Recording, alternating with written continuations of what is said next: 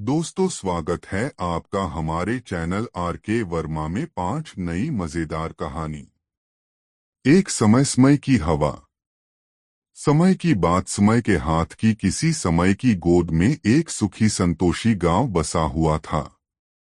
अपने अपने घर और अपने अपने दरवाजे होते हुए भी गांव की चौपाल एक थी।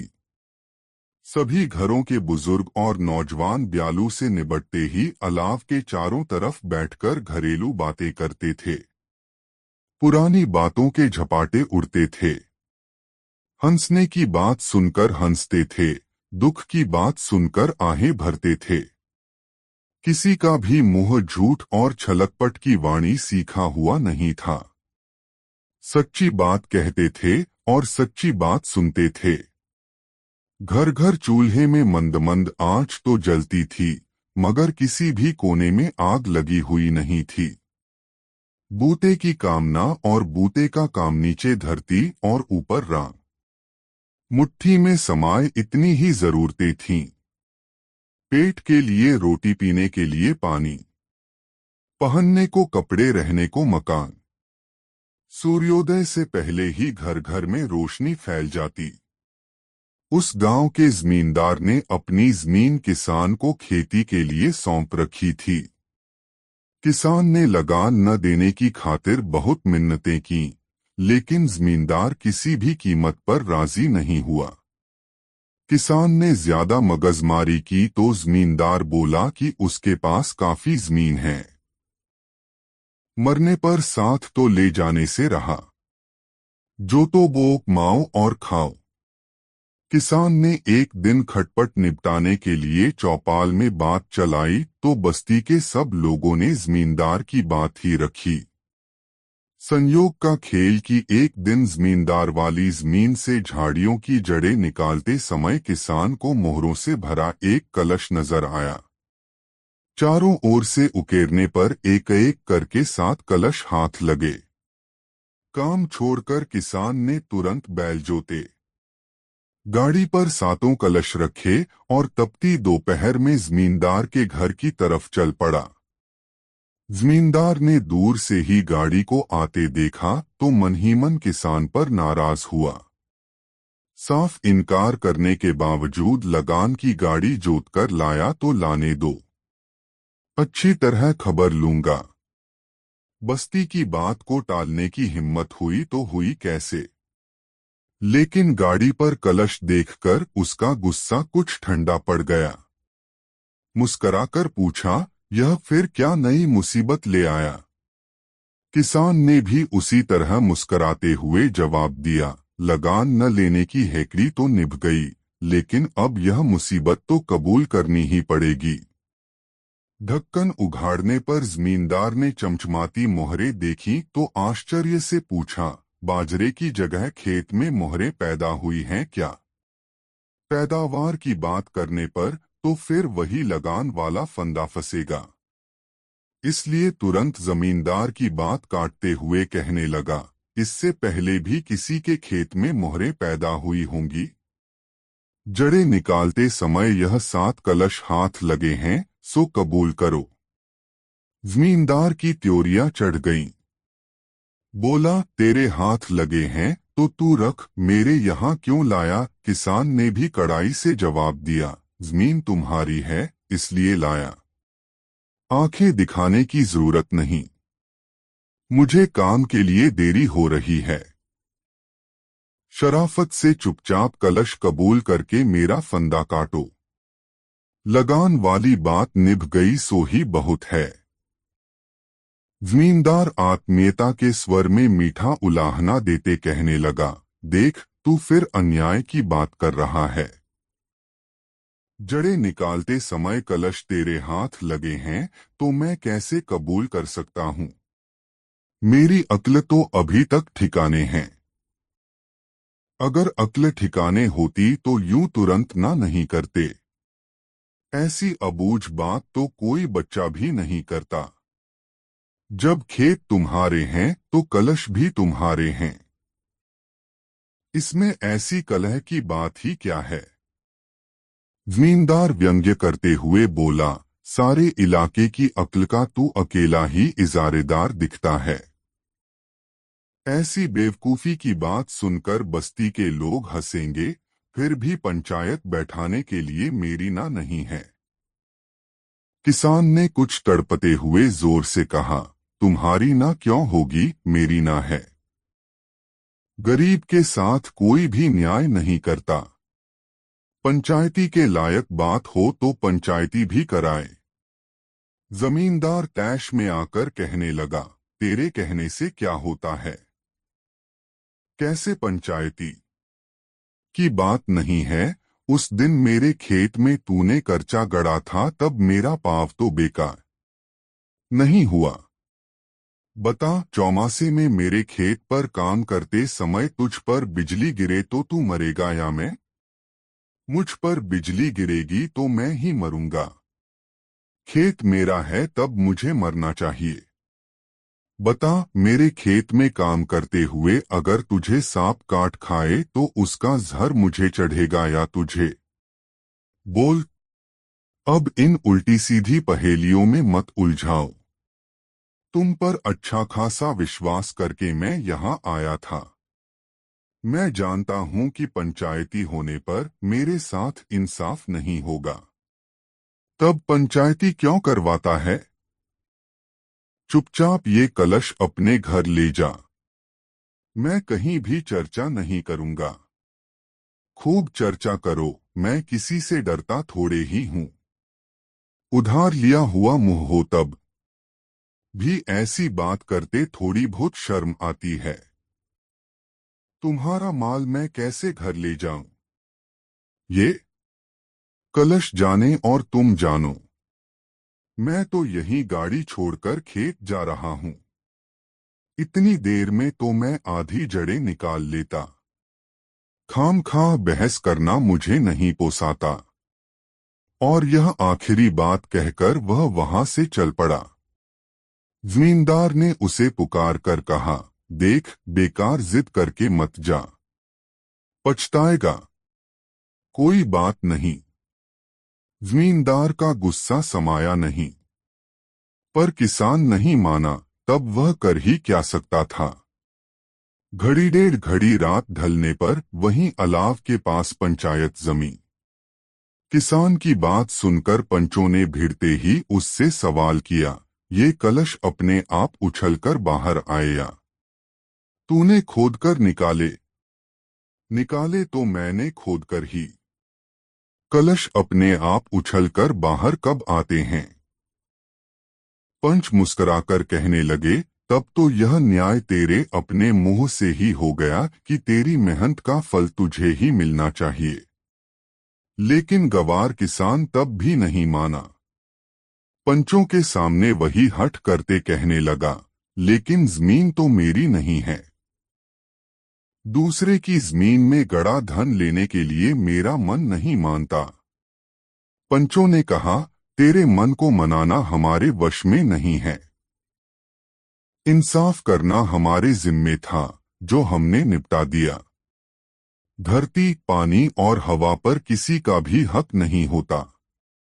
अगर तू ऐसा ही हरिश्चंद्र है, तब दूसरे की जमीन पर बहती हवा में तुझे सांस भी नहीं लेना चाहिए। आप फरमाए तो नहीं लूं? पंचों ने कहा, लेकिन हम ऐसी उल्टी बात क्यों फरमाएं?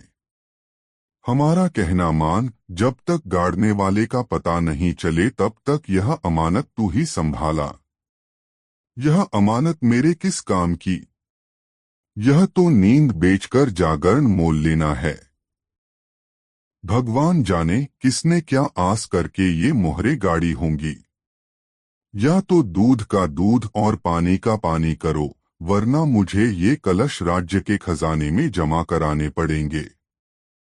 पंचों ने कहा, हमने तो अपनी समझ के अनुसार जो इंसाफ करना था सो कर दिया। तू न माने तो तेरी मर्जी। तब वह किसान चटकते हुए बोला, जब इंसाफ का रास्ता ही नहीं जानते तो इंसाफ करने के लिए मुंह धोते ही क्यों हो? उसके बाद वह जिद्दी किसान सीधा राजदरबार पहुंचा। ध्यान से सारी बात सुनने के बाद राजा ने कहा, जानमाल की रक्षा के लिए मैं राजा बना, तब तेरा माल छीनने का मुझे अधिकार ही क्या है? तूने बेकार ही जूते घिसे। गांव के पंचों ने तेरे साथ बेइंसाफी नहीं की। तू खुशी खुशी ये कलश अपने घर ले जा। तेरी मेहनत और तेरा ही फल। राजा के मुंह से यह न्याय सुनकर किसान का मुंह फीका पड़ गया। वह कुछ दूसरी आस लेकर यहाँ आया था। धीमे सुर में कहने लगा, आपका यह आदेश तो मैं हरगिज नहीं मानूंगा। और इन मोरों का मैं क्या करूं? बेकार जगह घेरेंगी। आप नाराज न हो तो मैं पंचों के सामने उसी जगह ये सातों कलश वापस गाड़ दूं। उस वक्त की गोद में जैसी प्रजा थी, वैसा ही उसका राजा था। होठों पर मुसक राहट छितराते कहने लगा, जैसी तेरी मंशा। आखिर उस किसान की जो मंशा थी वही हुआ।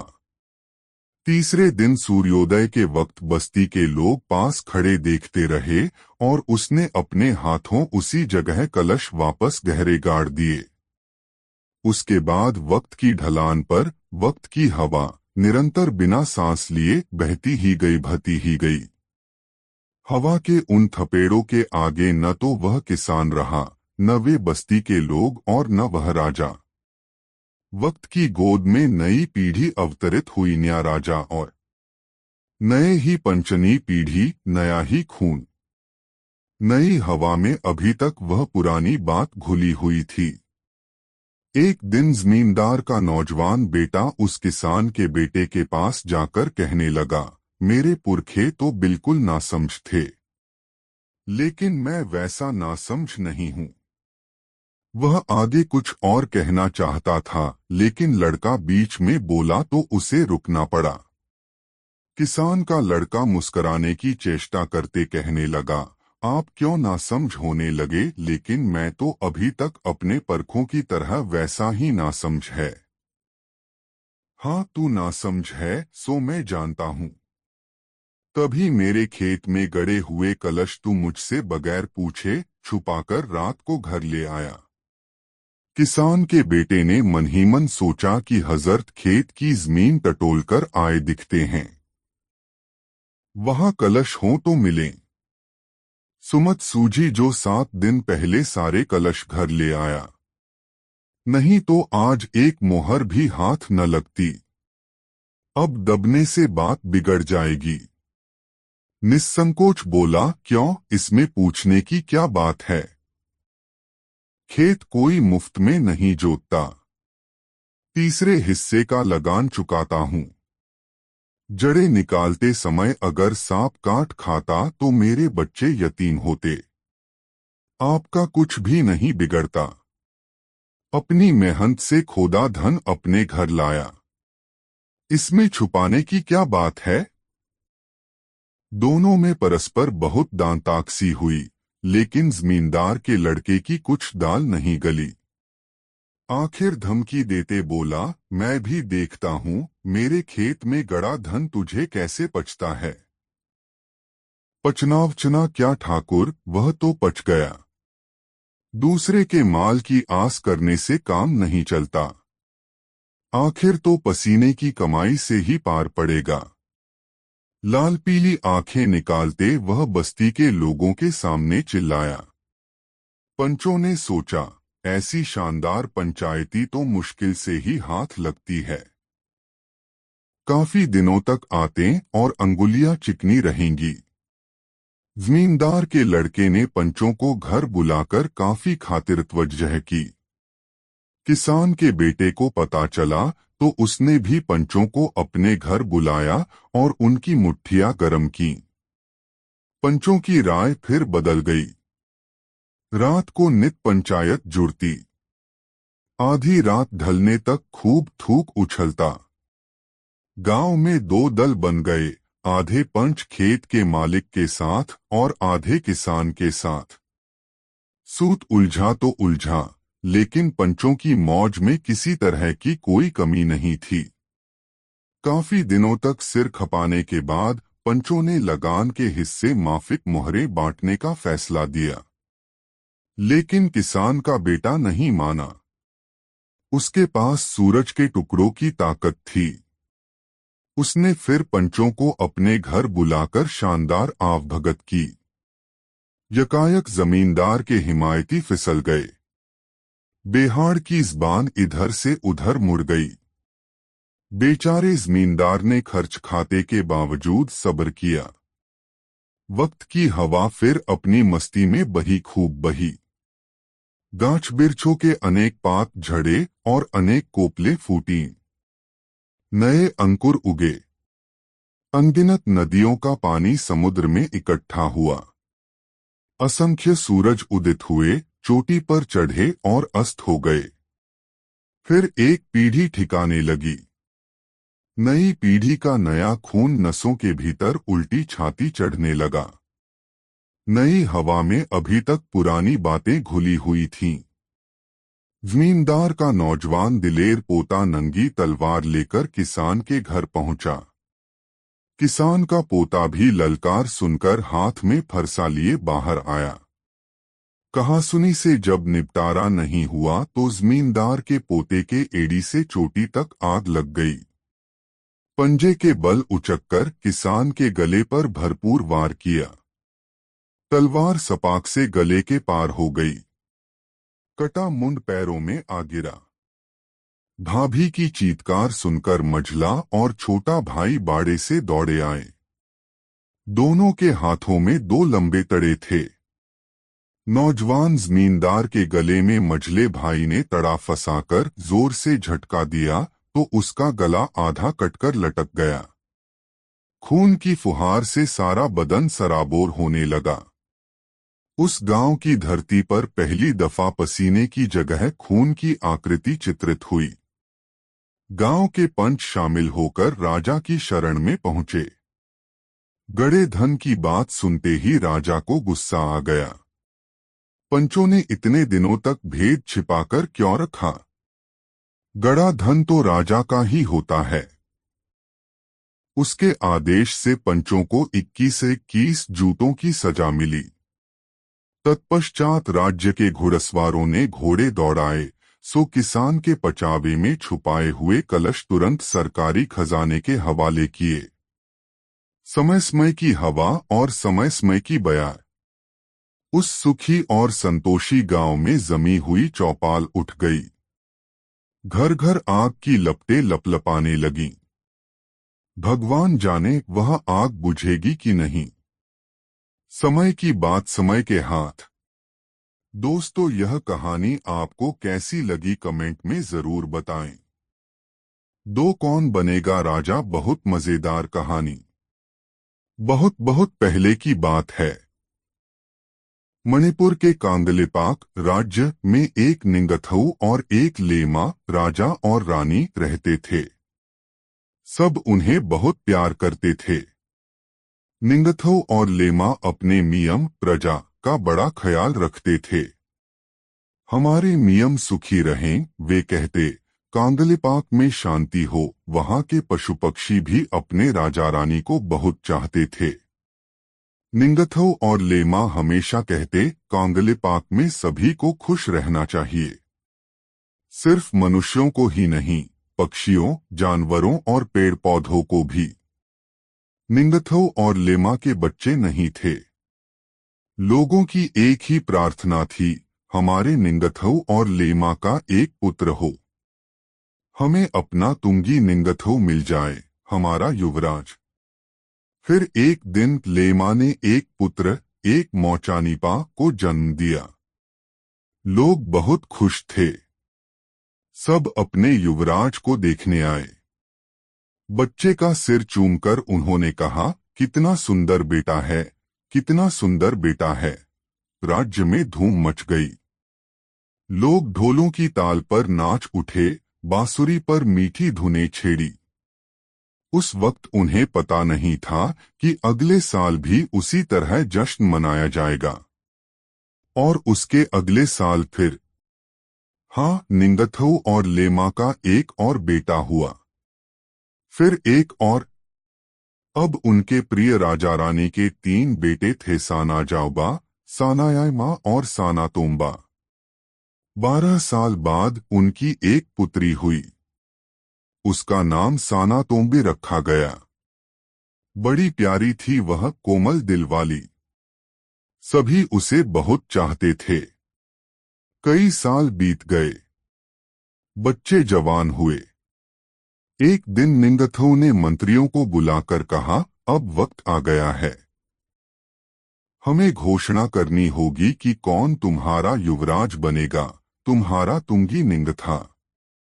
इतनी जल्दी क्यों, आश्चर्य से मंत्रियों ने एक दूसरे से पूछा।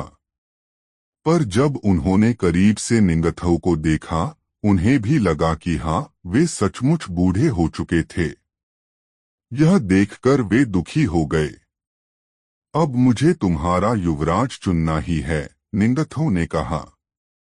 मंत्री हक्के बक्के रह गए, पर हे निंगथौ, चुनाव की क्या जरूरत है?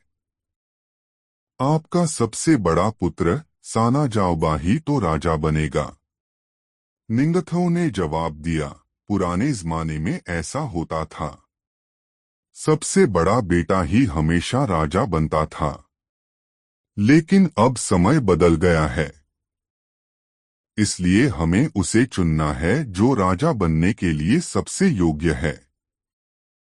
चलो राजा चुनने के लिए एक प्रतियोगिता रखते हैं, लेमा ने कहा। और तब कांगलेपाक में एक मुकाबला रखा गया, एक घुड़दौड़। जो भी उस खोगनंग तक, बरगद के पेड़ तक सबसे पहले पहुंचेगा, युवराज उसे ही बनाया जाएगा। लेकिन एक अजीब बात हुई। सानाजाओबा, सानायामा और सानातोम्बा तीनों ने दौड़ एक साथ खत्म की। कौन जीता कौन हारा कहना मुश्किल था। देखो देखो, लोगों में शोर मच गया, कितने अच्छे घुड़सवार। मगर सवाल वहीं का वहीं रहा, तुंगी निंगथौ कौन बनेगा? निंगथौ और लेमा ने अपने बेटों को बुलाया। निंगथौ ने कहा, सानाजाओबा, सानायामा, सानातोम्बा, तुमने यह साबित कर दिया कि तुम तीनों ही अच्छे घुड़सवार हो। अब अपने अपने तरीके से कुछ करो ताकि हम तुम में से युवराज चुन सकें। लड़कों ने राजा, रानी तथा लोगों को प्रणाम किया और अपने घोड़ों के पास चले गए। एक दूसरे को देखकर वे मुस्कराए। मगर मन ही मन तीनों यही सोच रहे थे कि क्या खास किया जाए। अचानक हाथ में बर्छा लिए सानाजाओबा अपने घोड़े पर सवार हो गया। उसने चारों तरफ देखा। लोगों में सन्नाटा सा छा गया। सानाजाओबा, सबसे बड़ा राजकुमार, अब क्या कर दिखाएगा, उन्होंने सोचा। सानाजाओबा ने दूर खड़े शानदार खोंगनंग को ध्यान से देखा। उसने घोड़े को एड़ लगाई और घोड़ा झट से दौड़ पड़ा। वह तेज और तेज पेड़ की ओर बढ़ा। शाबाश, शाबाश, सब चिल्लाए, थाउरो, थाउरो, और फिर एकदम शांत हो गए। सानाजाओबा धड़धड़ाता हुआ खोंगनंग के पास पहुंचा। इससे पहले कि कोई कुछ समझ पाता, वह पेड़ को भेदकर घोड़े समेत उसके अंदर से निकल गया। थाउरो, थाउरो, लोग फिर चिल्लाए। अब दूसरे राजकुमार सानायामा की बारी थी। वह भला क्या करेगा? सानायामा ने भी खोंगनंग को गौर से देखा। फिर उसने भी घोड़ा दौड़ाया, बहुत तेज। सांस थामे सब चुपचाप देख रहे थे। पेड़ के नजदीक आकर उसने घोड़े को कूदने के लिए एड़ लगाई। दोनों ऊपर कूदे, इतने ऊंचे कि एक अद्भुत छलांग में वे उस विशाल वृक्ष को पार कर दूसरी ओर पहुंच गए। देखने वाले दंग रह गए। कमाल है, कमाल है, वे चिल्लाए। और अब बारी थी छोटे राजकुमार सानातोम्बा की। उसने भी खोंगनंग की ओर घोड़ा दौड़ाया और पलक झपकते ही उसे जड़ से उखाड़ डाला। बड़ी शान से फिर उसने पेड़ को उठाया और निंगथौ और लेमा के सामने जाकर रख दिया। बाप रे, कितना हंगामा मच गया। थाउरो थाउरो, शाबाश शाबाश की आवाजें पास के पहाड़ों से गूंज उठीं। अब आप ही बताओ, तुंगी निंगथो किसे बनना चाहिए? सनाजुबा, सानायामा? कितना कम? पेड़ को भेदकर कूदने वाला, पेड़ के ऊपर से छलांग लगाने वाला, या फिर पेड़ को उखाड़ने वाला? ज्यादातर लोग साना तोम्बा को चाहते थे। क्या वह सबसे बलवान नहीं था? उसी ने तो इतने बड़े खोंगनन को आसानी से उठा लिया था। लोग बेचैन होने लगे। निंगथो और लेमा अपना फैसला सुनाने में क्यों इतनी देर लगा रहे थे? वे कर क्या रहे थे? निंगथो और लेमा सानातोम्बी को देख रहे थे। 5 साल की उनकी बेटी उदास और अकेली खड़ी थी। वह जमीन पर पड़े खोंगनन को देख रही थी। पेड़ के आसपास पक्षी फड़फड़ा रहे थे। घबराए हुए वे अपने घोंसले ढूंढ रहे थे। सानातोम्बी खोंगनंग के पास गई। खोंगनंग मर गया। वह धीरे से बोली, उसे बर्छे से चोट लगी और अब वह मर गया। सन्नाटा छा गया। लेमा ने सानातोम्बी के पास जाकर उसे बाहों से भर लिया। फिर कहा, निंगथो वही है जो देखे कि राज्य में सब खुश हैं। निंगथो वही है जो राज्य में किसी को भी नुकसान न पहुंचाए। सब चौकन्ने होकर सुन रहे थे। निंगथो उठ खड़े हुए। उन्होंने अपने तीनों बेटों को देखा, फिर बेटी को देखा। उसके बाद अपनी प्रजा से कहा, अगर कोई शासक बनने योग्य है तो वह है छोटी सानातोम्बी। खोंगनंग को चोट लगी तो उसे भी दर्द हुआ। उसी ने हमें याद दिलाया कि खोंगनंग में भी जान है। सानातोम्बी दूसरों का दर्द समझती है। उसे मनुष्य, पेड़ पौधे, जानवर, पक्षी सबकी तकलीफ महसूस होती है। मेरे बाद सानातोम्बी ही राज्य संभालेगी। मैं उसे कांगलेपाक की अगली लेमा घोषित करता हूँ, निंगथो ने ऐलान किया। सभी ने मुड़कर उस छोटी लड़की, अपनी होने वाली रानी को देखा। 5 साल की बच्ची यूं खड़ी थी जैसे खुद एक नन्हा सा खोंगनंग हो। उसके चारों तरफ पक्षी फड़फड़ा रहे थे। कुछ उड़कर उसके कंधों पर आ बैठे, कुछ सिर पर। उसने दानों से भरे अपने छोटे हाथ फैलाए और धीरे धीरे पास आकर पक्षी दाने चुगने लगे। दोस्तों, यह कहानी आपको अच्छी लगी हो तो वीडियो को एक लाइक जरूर करें। 3 खूंटे में दाल है नई मजेदार कहानी। उस चिड़िया का नाम धीरा था। वह एक बहुत खुशदिल और मेहनती गौरिया थी। सवेरे उठकर ही ताल किनारे वाले बड़े मैदान में उतर जाती और शाम तक अपने और अपने बच्चों के लिए दाना टुनका चुगती रहती। वह हमेशा खुशी से चहकती रहती। जब वह थक जाती तो ताल के जल में 2-4 बार डुबकी लगाती और फरफर अपने पंखों को फरफराने के बाद फुर्र से उड़कर अपने काम में जुट जाती। पर एक दिन धीरा चिड़िया परेशानी में फंस गई। वह काफी खोजने तलाशने के बाद चने की दाल का एक दाना बीन कर ले आई थी। दाल का दाना उसे बहुत पसंद था। वह मैदान में गड़े एक खूंटे पर बैठ गई। दाने को प्रेम से खाने के लिए उसने खूंटे पर रख दिया। खूंटा बहुत ही दुष्ट और ईर्ष्यालु था। उससे चिड़िया का सुख देखा नहीं गया। उसने अपनी दरार चौड़ी कर दी और दाल का दाना अंदर हड़प लिया। धीरा चिड़िया बहुत परेशान हुई। उसने दाल निकालने की बड़ी कोशिश की पर दाल का दाना वह नहीं निकाल पाई। वह इधर फुदकी, उधर फुदकी, पर उसकी कोशिश बेकार गई। अंत में खूंटे से उसने कहा, खूंटा खूंटा, दाल निकालो, खूंटे में दाल है, क्या खाऊं क्या पीऊं क्या ले परदेश जाऊं। खूंटे ने उसे झिड़क दिया, जाओ जाओ, दाल वाल नहीं मिलेगी। धीरा चिड़िया के नन्हे दिल को इससे बहुत चोट पहुंची। वह खुद अपनी मेहनत से दाल बीनकर ले आई थी। वह उसकी पसीने की कमाई है। वह तो अपना हक मांग रही है। नहीं, वह अपना हक नहीं छोड़ेगी। वह उड़कर बढ़ी के पास पहुंची। बढ़ी से उसने प्रार्थना की, बढ़ी बढ़ी, खूंटा चीरो, खूंटे में दाल है, क्या खाऊं क्या पीऊं क्या ले परदेश जाऊं। बढ़ी ने उसे घूर कर देखा। ऐसे छोटे लोगों के लिए वह खूंटा चीरे। उसने कहा, जाओ जाओ, अपना रास्ता नापो। हम खूंटा बूटा नहीं चीरते। इसके बाद धीरा गौरैया राजा के पास गई। उसने राजा से निवेदन किया, राजा राजा, बढ़ी दंडो। बढ़ी न खूंटा चीरे। खूंटे में दाल है, क्या खाऊं क्या पीऊं क्या ले परदेश जाऊं।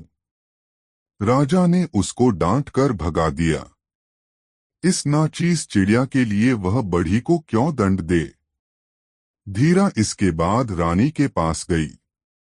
उसने रानी से कहा, रानी रानी, राजा छोड़ो। राजा न बढ़ी दंडे, बढ़ी न खूंटा चीरे। खूंटे में दाल है, क्या खाऊं क्या पीऊं क्या ले परदेश जाऊं। रानी ने कहा, तुम्हारे लिए मैं राजा को छोड़ दूं। जाओ जाओ।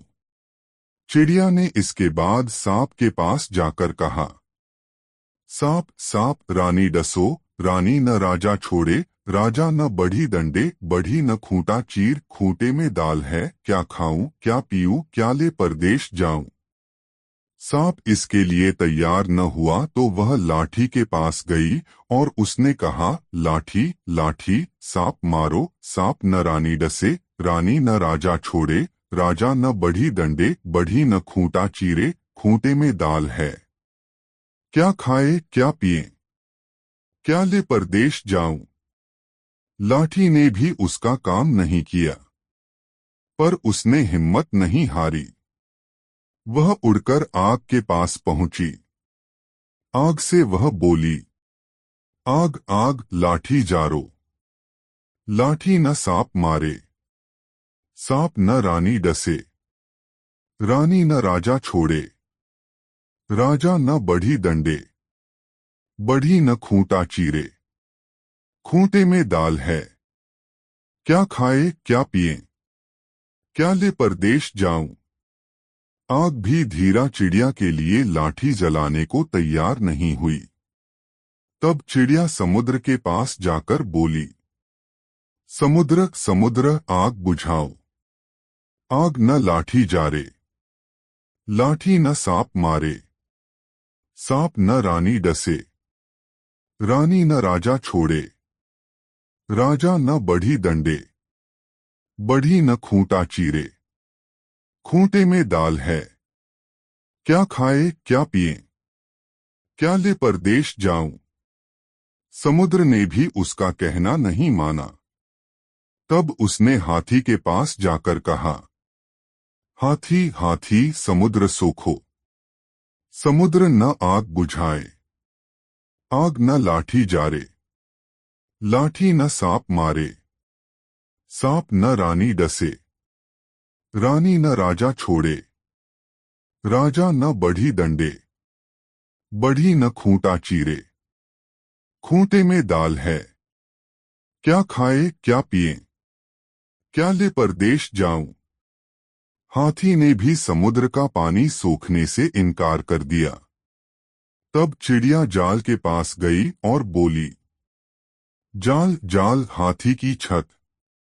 हाथी न समुद्र सोखे, समुद्र न आग बुझाए, आग न लाठी जारे, लाठी न सांप मारे, सांप न रानी डसे, रानी न राजा छोड़े, राजा न बढ़ी दंडे, बढ़ी न खूंटा चीरे। खूंटे में दाल है, क्या खाए क्या पिए क्या ले परदेश जाऊं। जाल भी हाथी के पैर छानने के लिए उसके साथ नहीं गया। चिड़िया बेहद थक गई थी, पर वह अपने हक की लड़ाई छोड़ने वाली नहीं थी। वह चूहे के पास गई। चूहे से उसने कहा, चूहा चूहा जाल कुतरो। जाल न हाथी छाने, हाथी न समुद्र सोखे, समुद्र न आग बुझाए, आग न लाठी जारे, लाठी न सांप मारे, सांप न रानी डसे, रानी न राजा छोड़े, राजा न बढ़ी दंडे, बढ़ी न खूंटा चीरे।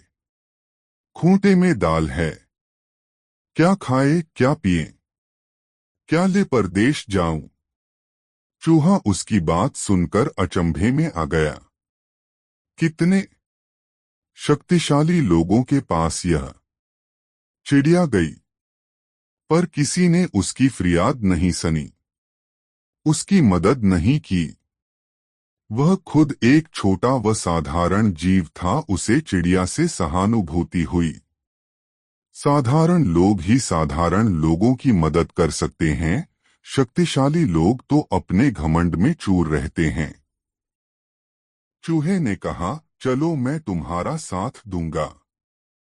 चूहा चिड़िया के साथ जाल कुतरने के लिए चल पड़ा। चूहे को आते देखकर जाल बेहद डर गया।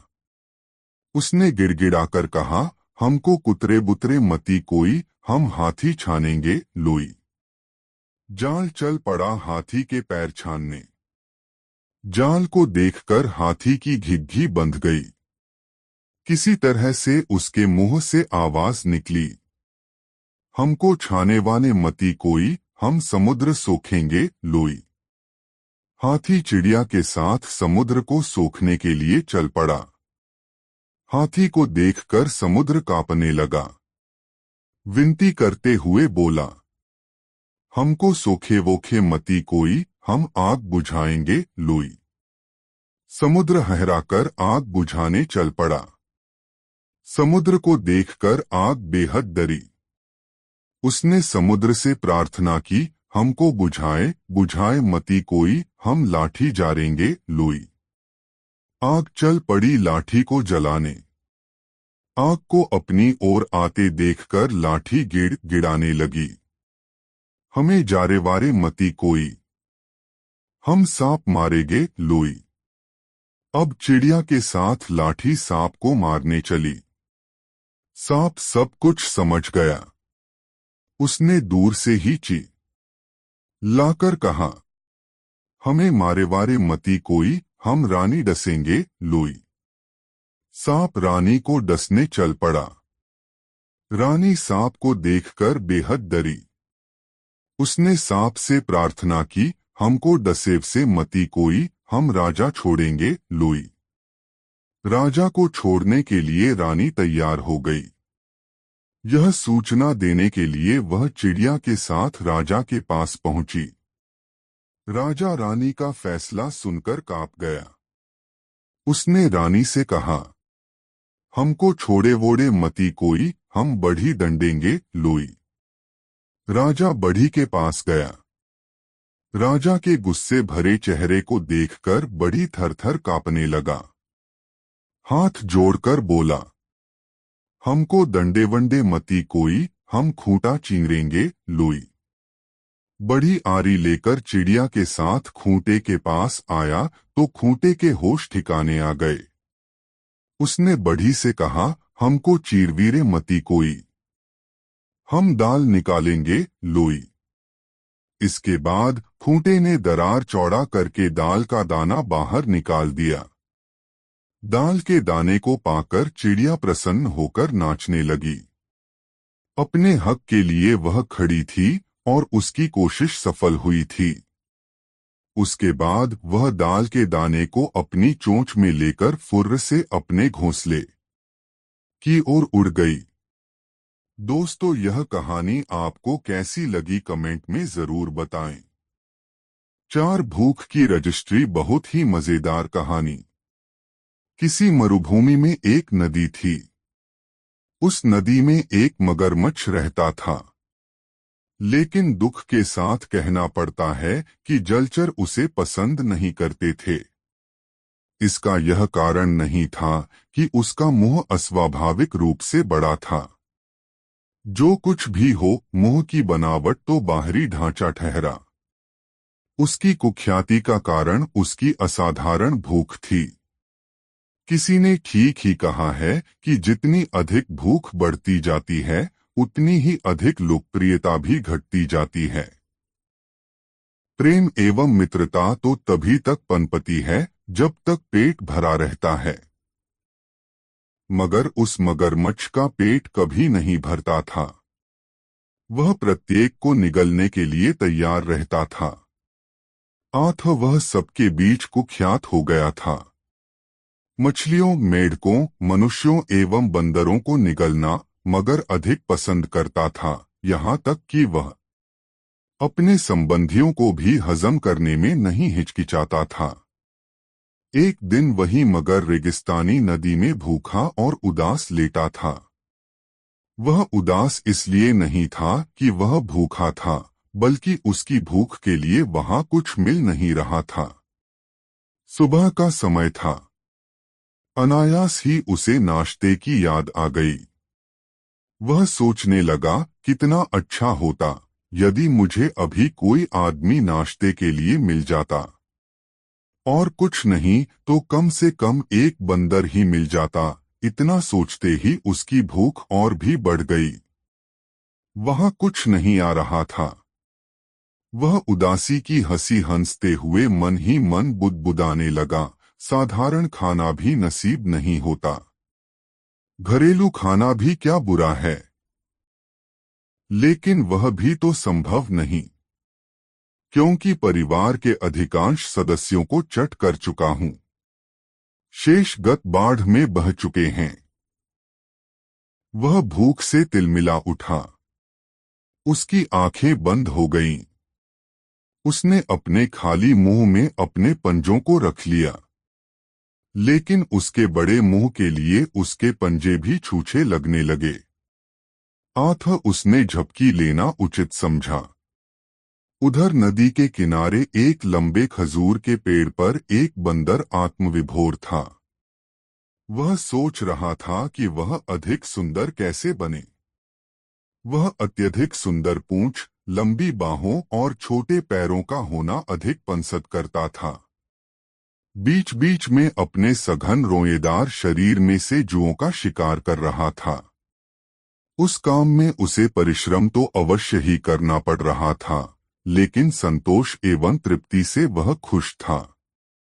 यकायक उसे नदी के मगर की कर्कश आवाज सुनाई पड़ी, ए बंदर, तुम नीचे आ जाओ, मैं तुम्हें खाना चाहता हूँ। बंदर बहुत डर गया, लेकिन साहस करके उसने उत्तर दिया, नहीं, कभी नहीं। मगर ने थूकते हुए कहा, तो तुम नीचे नहीं उतरोगे। अच्छी बात है। मैं यहाँ तब तक तुम्हारी प्रतीक्षा करूंगा जब तक कि तुम भूख से बेहाल होकर नीचे नहीं उतरोगे। मैं यह अच्छी तरह जानता हूँ कि जीवन ही भूख है। बंदर ने कुछ उत्तर नहीं दिया। वह खजूर के पत्तों में अपना मुंह छिपाकर रोने लगा। उसे अपने माता, पिता और उस बंदरिया की याद आने लगी जिसके साथ थोड़े दिनों में उसकी शादी होने वाली थी। लेकिन मगर की धमकी के सामने उसे अपना भविष्य अंधकारमय लगने लगा। मरता क्या न करता। उसने मगर की ओर एक पका खजूर फेंकते हुए कहा, सुनते हो मगर भाई, क्या तुम्हारी भी रजिस्ट्री हो चुकी है? मगर ने कहा, कैसी रजिस्ट्री और किसकी रजिस्ट्री? मैं यह कुछ नहीं जानता। मैं तो तुम्हें खाना चाहता हूँ और मैं वह करके ही रहूंगा। बंदर ने कहा, रेगिस्तान के सभी अच्छे लोगों ने अपनी रजिस्ट्री करा ली है। बिना रजिस्ट्रेशन के किसी का कुछ अस्तित्व नहीं। बंदर की सलाह ने मगर के दिमाग में अस्तित्व की बात जमा दी, क्योंकि मगरों के पास बड़ा दिमाग होता नहीं। वो भी कैसे? जितना मुंह बड़ा होता है, दिमाग भी उतना ही छोटा होता है। मगर की विचार शक्ति समाप्त हो गई और वह बोला, अच्छा मैं अपनी रजिस्ट्री करा लूंगा, लेकिन यह तो बताओ कि रजिस्ट्री कहाँ होती है।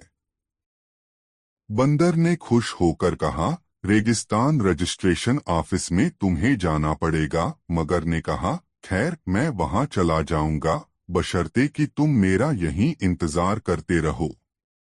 बंदर ने उछलते हुए कहा, क्यों नहीं, मैं तो तुम्हारी प्रतीक्षा में रहूंगा ही, क्योंकि मुझे तुम्हारी रजिस्ट्री का शुभ समाचार सुनना है। प्रतीक्षा एवं आशा ने मगर के भूखे शरीर में इतनी शक्ति ला दी कि वह तेजी से बालू पर रेंगता हुआ एक ऐसे स्थान पर जा पहुंचा जहां मोटे मोटे अक्षरों में लिखा था, रेगिस्तान रजिस्ट्रेशन ऑफिस। दफ्तर के द्वार पर पहुंचते ही मगर ने देखा कि आगंतुकों की अगवानी में एक गैंडा खड़ा है।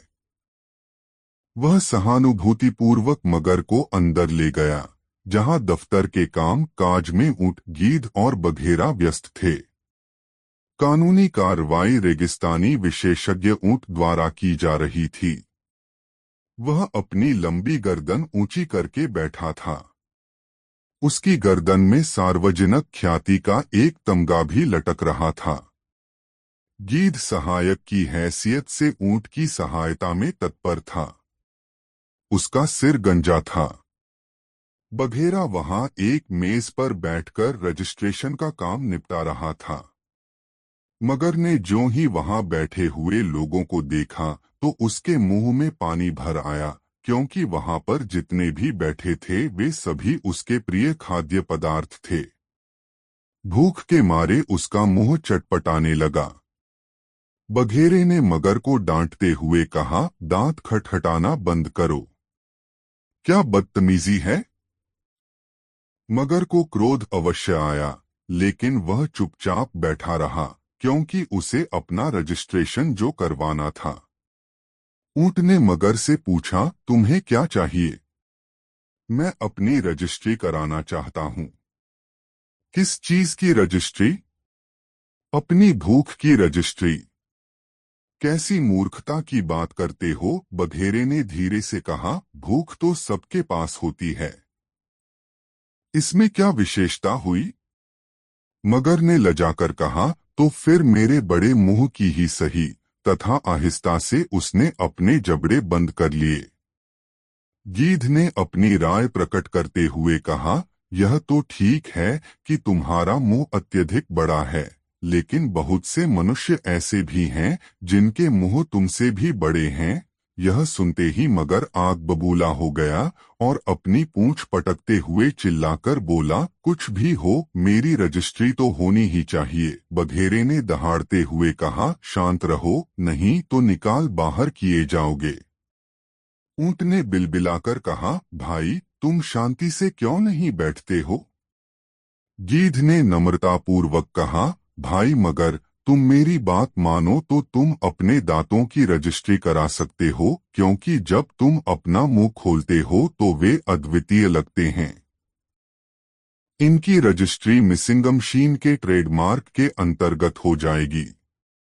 बघेरे ने ऊंट से कहा, अच्छा आप रजिस्टर में से नाम तो पढ़िए। ऊंट पढ़ने लगा, पेटेंट न। एक फंधारी सांप अपने सिर की छतरी के लिए। विभाग, सिर की पोशाक। Patent nun. दो कंगारू पेट की थैली के लिए विभाग। फैंसी पोशाक। Patent nun. तीन गैंडा नाक के सींग के लिए विभाग। आभूषण। गीध ने मगर से पूछा, अच्छा अब तुम बताओ तुम्हें किस विभाग में रजिस्ट्री करानी है, आभूषण या पोशाक। मगर ने कहा, मुझे आभूषण या पोशाक से क्या लेना देना, मेरे लिए तो भूख ही जीवन मरण है। मैं केवल अपनी भूख की रजिस्ट्री कराना चाहता हूं। गीध ने कहा, लेकिन हम तुम्हारी भूख की रजिस्ट्री तो नहीं कर सकते। हाँ, तुम्हारे दांतों की कतरन यंत्र के पेटेंट के रूप में रजिस्ट्री हो जाएगी। बघेरे ने गरज कर कहा, अब बकवास बंद करो। अच्छा लिखिए पेटेंट नन। 4 विभाग रसोई घर का सामान। नमस्ते। इतना कहकर बघेरा खड़ा हो गया। दफ्तर के नियमानुसार समय पर सभी जाने को तैयार हो गए। ऊंट ने झटपट एक प्रमाण पत्र तैयार कर दिया। गीध ने मगर की ओर बढ़ाते हुए कहा, यह रहा तुम्हारी रजिस्ट्री का प्रमाण पत्र। इसे सावधानी पूर्वक अपने पास रखना। यह एक प्रकार का आभूषण है, इससे अधिक कुछ भी नहीं। हाँ, इतना अवश्य है कि इससे तुम्हें आत्मसंतोष मिलेगा। तुम इसे भूलकर भी मत निगलना। मेरी शुभकामनाएं तुम्हारे साथ हैं। अच्छा, नमस्ते। जब मगर नदी में पहुंचा तो उसकी भूख और अधिक बढ़ चुकी थी। वहां बंदर का कोई पता न था। कमजोरी ने उसे पूर्णतया शिथिल बना दिया था। वह बहुत देर तक किनारे पर बैठकर सोचता रहा। बंदर की चालाकी और उसकी अपनी बेवकूफी उसे और भी अधिक सता रही थी। उधर नदी में सभी जलचर अपने अपने शिकार पकड़ने में व्यस्त थे। भूखे मगर के मुंह से आवाज निकलना भी कठिन था, लेकिन उसने अपनी नवर्जित विशेषता के प्रदर्शन को कुछ आवश्यक समझा और धीरे से कहा, मैं अब रजिस्टर्ड हो चुका हूं। मैं खा नहीं सकता। मेरे मुंह में एक विशिष्ट प्राणी होने का प्रमाण पत्र है। छोटे मगर ने कहा, जो कुछ भी हो, तुम्हारे चेहरे से पता चलता है कि बहुत ही भूखे हो। तुम अपने प्रमाण पत्र को यहीं किनारे पर रखकर मेरे साथ चलो। मैं तुम्हें पेट भरकर खाना खिलाऊंगा। मगर ने कहा, नहीं नहीं, वह बदमाश बंदर यह चुरा कर ले जाएगा। छोटे मगर ने कहा, मेरी बात मानो और इसे यहीं थूक डालो। ऐसे प्रमाण पत्र से क्या लाभ जो तुम्हें भूखों मार डाले। लेकिन प्रमाणित मगर टस से मस नहीं हुआ। अंत में छोटे मगर को क्रोध आ गया और वह हठी मगर का पिछला पैर पकड़कर अपने मुंह में डालने लगा। बेचारा मगर डर के मारे अपने प्रमाण पत्र को निगल गया। अब तो उसकी और भी बुरी हालत हो गई और कुछ ही दिनों में वह चल बसा। उधर वह बंदर जिससे अभागे मगर की मुठभेड़ हुई थी, अपनी प्रियतमा बंदरिया के साथ शादी करके सुखपूर्वक जीवन बिताने लगा। हाँ, जब कभी वह नदी किनारे वाले पेड़ पर अपनी बंदरिया के साथ आ बैठता तो उसे अनायास ही विगत घटना याद आ जाती।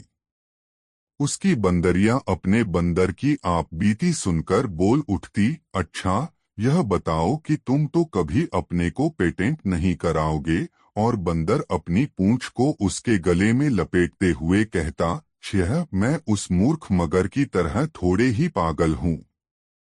दोस्तों, यह वीडियो अपने मित्रों को जरूर शेयर करें।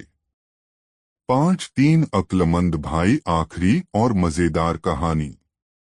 एक बार का जिक्र है कि कहीं एक गरीब आदमी रहता था जिसके 3 बेटे थे। वह अक्सर अपने बेटों से कहता, मेरे बेटों, हमारे पास न तो रेवड़ है और न ही सोना, कुछ भी तो नहीं है।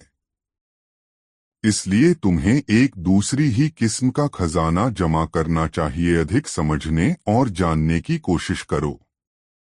कोई भी चीज तुम्हारी नजर से न बच पाए। बड़े बड़े रेवड़ों की जगह तुम्हारे पास पैनी नजर होगी और सोने की जगह तेज दिमाग होगा। ऐसी दौलत जमा कर लेने पर तुम्हें कभी किसी चीज की कमी न रहेगी और तुम दूसरों के मुकाबले में 19 नहीं रहोगे। वक्त गुजरा और कुछ बाद समय बूढ़ा चल बसा। भाई मिल बैठे, उन्होंने सारी स्थिति पर विचार किया और फिर बोले, हमारे लिए यहाँ कुछ भी तो करने को नहीं। आओ घूम फिरकर दुनिया को देखें। जरूरत होने पर हम चरवाहों या खेत मजदूरों का काम कर लेंगे। हम कहीं भी क्यों न हो, भूखे नहीं मरेंगे। चुनाचे वे तैयार होकर सफर पर चल दिए। उन्होंने सुनसान वीरान घाटियां लांघी और ऊंचे ऊंचे पहाड़ों को पार किया। इस तरह वे लगातार 40 दिनों तक चलते रहे। उनके पास जितनी खुराक थी अब तक खत्म हो गई थी। वे थककर चूर हो गए थे और उनके पैरों में छाले पड़ गए थे, मगर सड़क थी कि खत्म होने को नहीं आ रही थी। वे आराम करने के लिए रुके और फिर आगे चल दिए।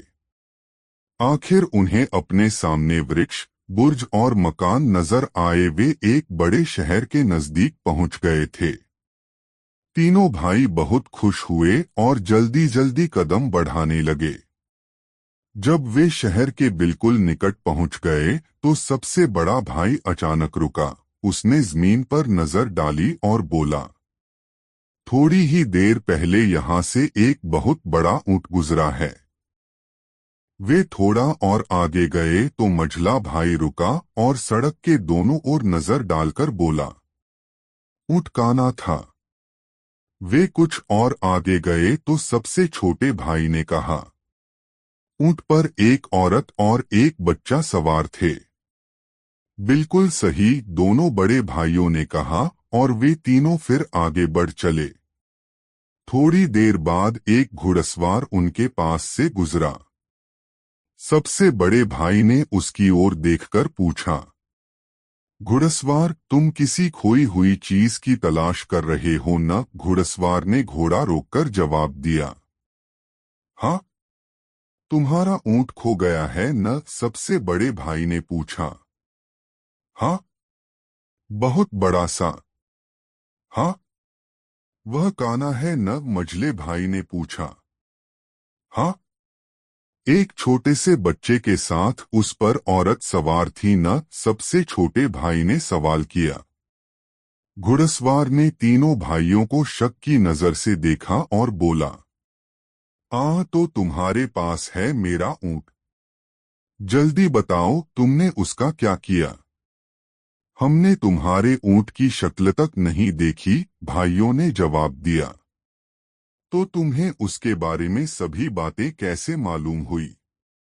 क्योंकि हम अपनी आंखों से और दिमाग से काम लेना जानते हैं, भाइयों ने जवाब दिया। जल्दी से उस दिशा में अपना घोड़ा दौड़ाओ, वहां तुम्हें तुम्हारा ऊंट मिल जाएगा।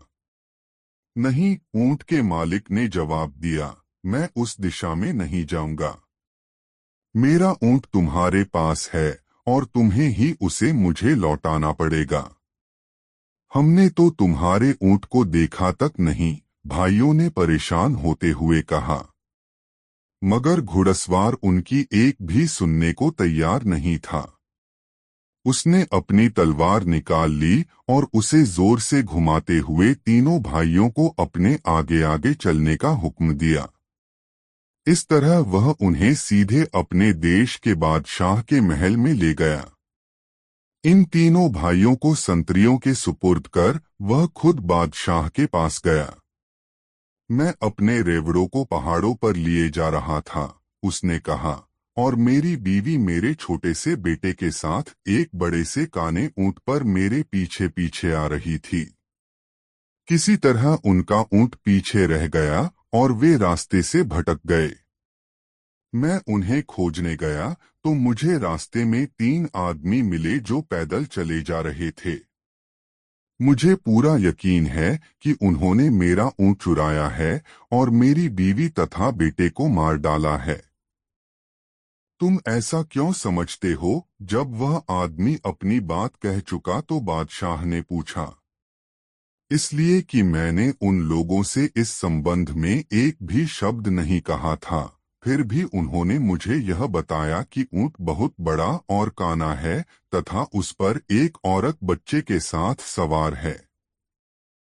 बादशाह ने थोड़ी देर सोच विचार किया और फिर बोला, जैसा कि तुम कहते हो, तुम्हारे बताए बिना ही तुम्हारे ऊंट के बारे में उन्होंने सभी कुछ ऐसे अच्छे ढंग से बयान किया है, तो जरूर उन्होंने उसे चुराया होगा। जाओ, उन चोरों को यहाँ लाओ। ऊंट का मालिक बाहर गया और तीनों भाइयों को साथ लिए हुए झटपट अंदर आया। चोरों फौरन बताओ, बादशाह उन्हें धमकाते हुए चिल्लाया। फौरन जवाब दो, तुमने इस आदमी का ऊँट कहाँ गायब किया है?